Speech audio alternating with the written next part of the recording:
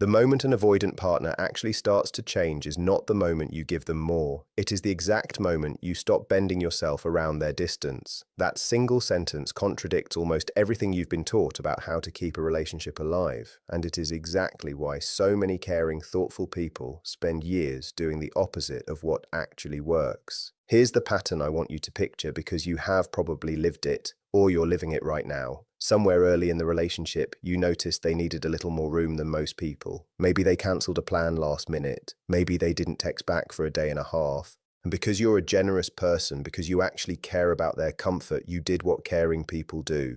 You shrank the ask. You moved the plan. You told yourself it wasn't a big deal. Bit by bit, without ever deciding to. You built your entire orbit around their comfort zone instead of your own. Here's the problem nobody warns you about. When you keep shrinking yourself to fit their distance, you're not making the relationship easier. You're teaching their nervous system that distance costs them nothing. Why would anyone move towards someone who has already proven they'll move for both of you? You've accidentally removed the only signal that would ever tell them their distance has a price. This happens gradually enough that almost nobody notices it building. It rarely looks like one big sacrifice. It looks like 100 tiny ones stacked on top of each other, saying it's fine when it wasn't fine. Rescheduling something you were looking forward to because they seemed off that day. Softening a request until it barely resembled what you actually wanted in the first place. None of these moments feel significant on their own. It's only when you add them up over months that you can see the shape of what's actually happened, which is that you slowly became the only person doing any adjusting at all. Let me introduce you to a woman I'll call Mara, because her story is the clearest version of this I've seen play out. Mara had been with Theo for a little over a year. Theo wasn't cold, and he wasn't cruel. He just needed long stretches of solitude that Mara didn't fully understand. Every time there was a gathering, a work event, a friend's birthday, Theo would hesitate, then quietly back out. And every single time, Mara adjusted. She'd stop asking, she'd go alone, but she'd go feeling resentful, or worse. She'd just skip it too, so it wouldn't feel lonely showing up without him. For over a year, Mara thought she was being a good partner. What she was actually doing, without realizing it, was training Theo that his distance came with zero consequences. Nothing in his world changed whether he showed up or not. Mara's plans changed. Mara's mood changed. Mara's life quietly rearranged itself around his comfort. Theo's life stayed exactly the same either way. She didn't notice how far this had gone until a friend pointed it out over coffee one afternoon. Mara was explaining, almost cheerfully, how she'd skipped a work happy hour because Theo wasn't feeling social that week. And her friend just asked her, gently, "When's the last time you did something just because you wanted to?" Mara couldn't answer right away. She sat there running through the last several months in her head and realized she genuinely couldn't remember. That question sat with her for days, long after the coffee was finished. This is your first rehook, because here's where it gets interesting. The turning point in Mara and Theo's relationship didn't happen because Mara gave more, begged harder, or had one more deep conversation about her feelings. It happened the exact weekend she stopped adjusting. There was a birthday party for one of Mara's closest friends. Theo said he didn't feel like going. In the past, Mara would have stayed home too, disappointed but quiet about it. This time, she said something different. She said, "That's okay, I'm still going to go. I really want to be there for her. I hope you change your mind. But either way, I'm heading over around 7. And then she got ready and she left. She almost turned back twice on the drive over. Old habits allowed, and hers kept telling her she was being selfish, that a good partner would have stayed and tried one more time to convince him, or at least stayed home in solidarity so he wouldn't feel guilty. She didn't turn around. She walked into that party, a little nervous, and within an hour she was actually having fun, laughing at something ridiculous her friend's cousin said, completely present for the first time in months at one of these events. Nothing dramatic happened that night. No fight, no ultimatum. She just went, had a good time, and came home late. But something had shifted in the apartment before she even got back, and it wasn't anything she said. It was the absence of her staying home for him. For the first time in over a year, Theo experienced an evening where his distance actually cost him something. Not punishment, just consequence. She existed fully, with or without him, and he had to sit with that for the first time. This is the exact mechanism behind everything we're about to cover, so I want you to hold on to it. Not overextending doesn't mean withdrawing love or turning cold. It means you stop being the only flexible person in the relationship. You stay warm. You stay open. You just stop absorbing every inch of the distance they create, all by yourself, every single time. So what does this actually look like in daily behavior? Let's go through it, because the shifts are smaller than people expect, and that's exactly why they work. The first shift is you stop over-explaining yourself.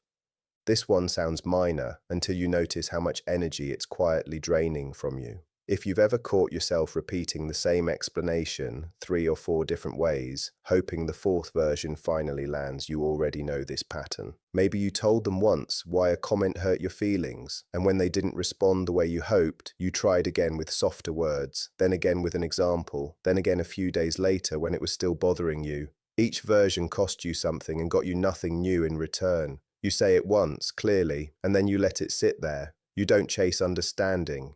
You don't perform your feelings on repeat until they're acknowledged. Explaining something once is communication. Explaining it 5 times is begging to be understood, and begging changes how you're perceived, even if nothing else about you has changed at all.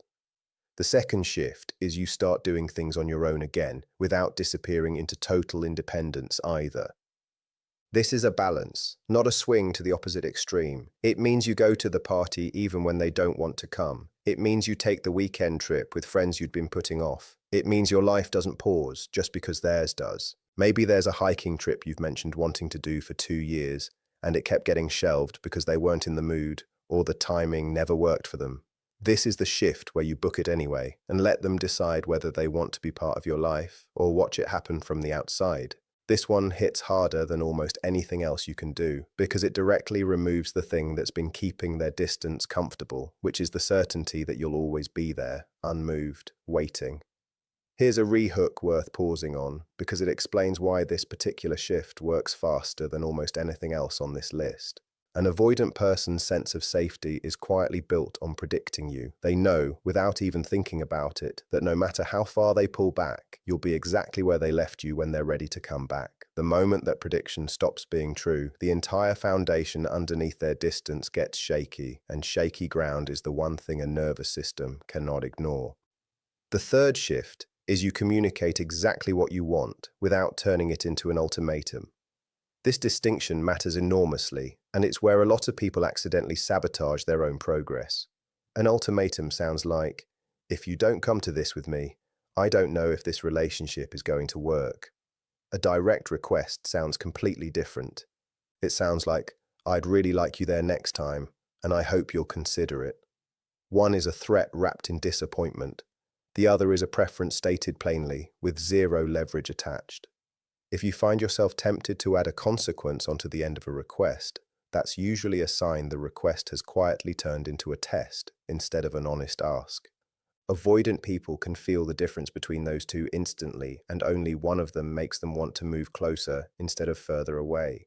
The fourth shift is you express what hurt you without assigning blame for it. This is subtle, and it's probably the hardest one to actually practice in the moment, because pain wants to point a finger. Instead of saying, you never show up for me, you say something like, I felt disappointed when you couldn't make it. I would have loved even 20 minutes of you being there. Do you notice what that sentence does? It tells the truth about your feelings without turning the conversation into a trial. You're not building a case against them. You're simply reporting your internal weather, and reporting weather doesn't require anyone to defend themselves against it. Even something as small as noticing your own tone can help here. If a sentence would sound identical, read aloud in court as an accusation, it's probably carrying blame, even if you didn't intend it that way. The fifth shift, and this one surprises people every time, is that you actually say out loud that you respect their need for independence, not sarcastically, not as a passive-aggressive dig, genuinely. Something like, I understand you need more time alone than most people, and I actually respect that about you. This lands so powerfully because it proves you're not trying to reprogram them.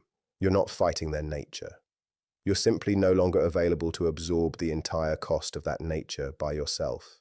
That combination, respect without absorption, is almost never something an avoidant person has experienced before, and it's disarming in a way that pressure never could be. If you're someone who naturally feels other people's discomfort as intensely as your own, these 5 shifts are going to feel unnatural at first, maybe even a little unkind, even though none of them actually are. That's worth naming directly, because a lot of people who overextend for avoidant partners are deeply empathic by nature. You feel their hesitation before they've even said a word. You sense their guilt and rush to smooth it over before it becomes uncomfortable for them. That instinct is a genuine strength in most areas of your life. In this specific dynamic, it's been quietly working against you because it removes the one experience that would actually prompt them to grow, which is sitting with the discomfort of their own choices for a while, without you rushing in to make it disappear. This doesn't mean becoming a different person. It means letting a little bit of natural discomfort exist in the room without racing to absorb it. You can still be warm, you can still be kind. You simply stop being the emotional shock absorber for every choice they make, and you let some of that weight land where it actually belongs. Now here's the part almost nobody talks about, and it's the reason this whole approach actually works instead of backfiring. What happens inside the avoidant person once you stop adjusting? At first, they don't notice anything at all. This stage can last anywhere from a few days to a few weeks, and it's the part that tests your patience the most because it can genuinely feel like nothing is happening. You're doing the work of not absorbing their distance, and on the outside, their life looks exactly the same. This is normal. Don't mistake silence for failure. The shift is happening under the surface in a place you can't see yet, the same way a foundation shifts long before a house ever visibly settles.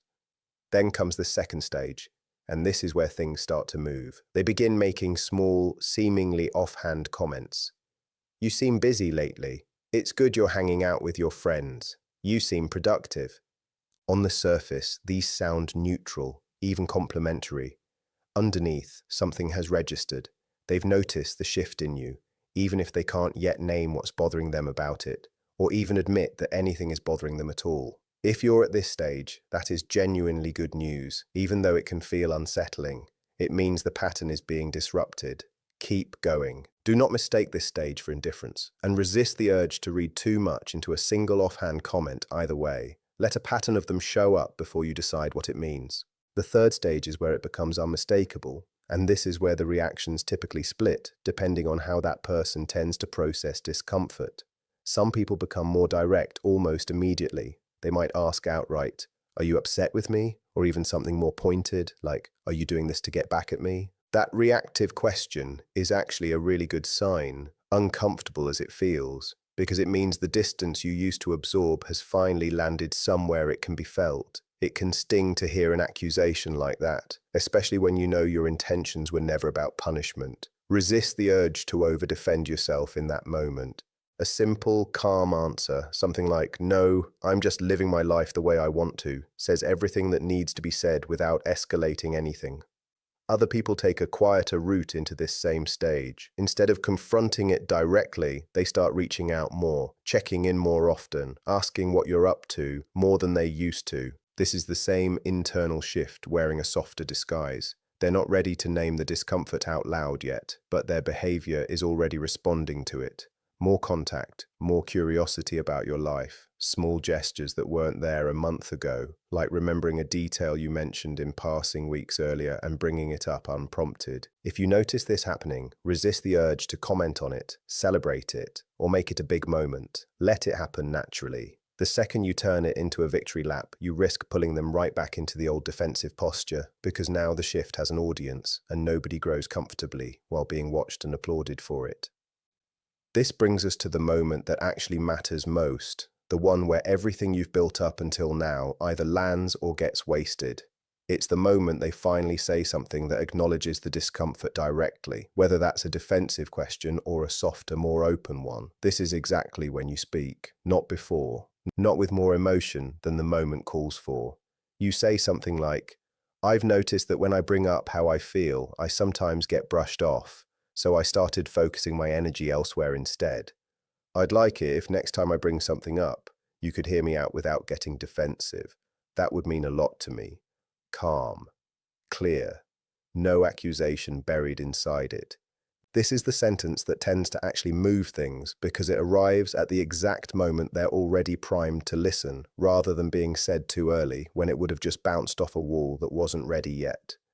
Timing is genuinely everything here, more than the exact wording you use.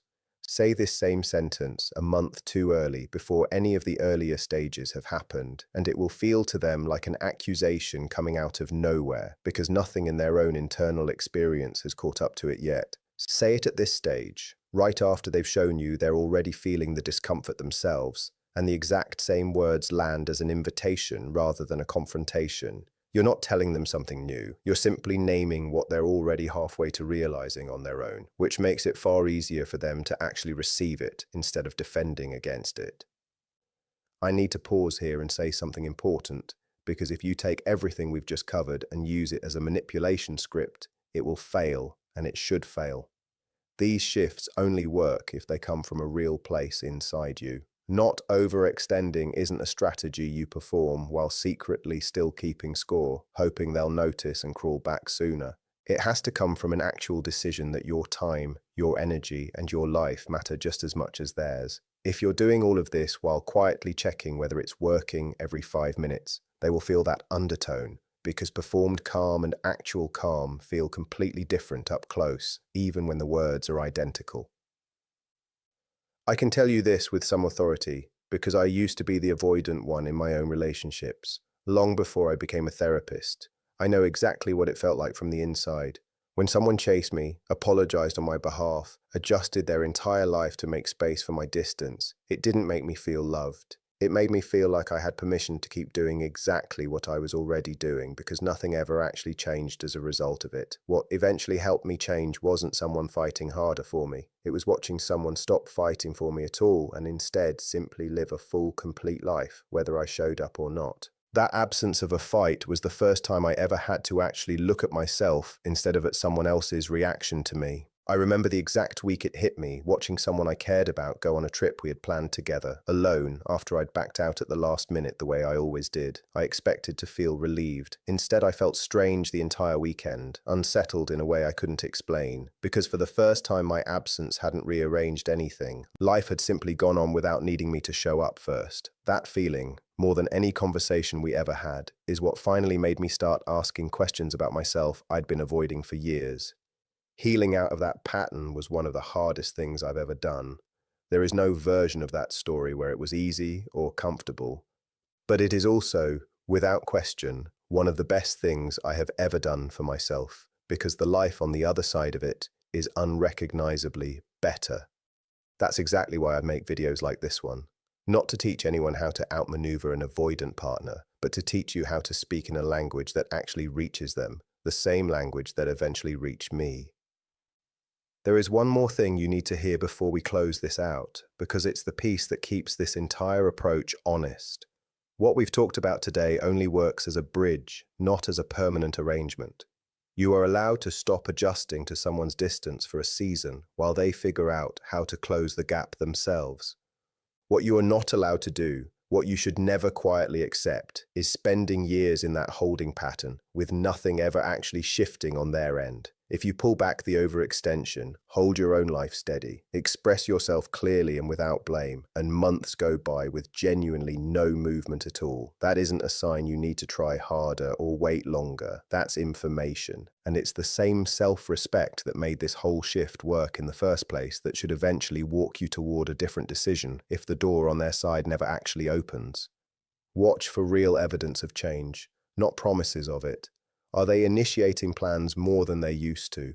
Are they staying present during a hard conversation instead of retreating the second it gets uncomfortable? Are they catching themselves mid-withdrawal and naming it instead of vanishing without a word like they used to? Those are the signs that the shift you started is actually being met from the other side. Anything less than that, sustained over real time, is simply the old pattern wearing a new outfit, dressed up just enough to buy a little more time without actually changing anything underneath it. I think about Mara sometimes when I explain this to people, because her story didn't end the night of that birthday party, it just started there. Over the following months, Theo did start showing up more, not perfectly, not overnight, but noticeably. He came to the next gathering unprompted. He started texting first sometimes, instead of always waiting for her to reach out. It wasn't a dramatic transformation. It was a series of small, quiet corrections, the kind that only add up to something real when you give them enough time to actually accumulate. So if you're in this right now, feeling exhausted from being the only flexible person in your relationship, here's what I want you to remember. Stopping the adjustment isn't cold, and it isn't a punishment. It's the first time you've let them experience the actual cost of their own distance, instead of quietly paying that cost yourself. Some people will feel that absence and finally move toward you. Others won't, and that will tell you everything you need to know without you having to demand a single answer. Either way, you stop losing yourself in the process. You stop shrinking your plans, your voice, and your evenings around someone else's comfort. And that, more than any relationship outcome, more than whether they ever fully close the distance, is the real thing you were actually working toward this entire time. You didn't come this far to keep disappearing quietly into someone else's silence. You came this far to finally take up the space in your own life that was always yours to begin with.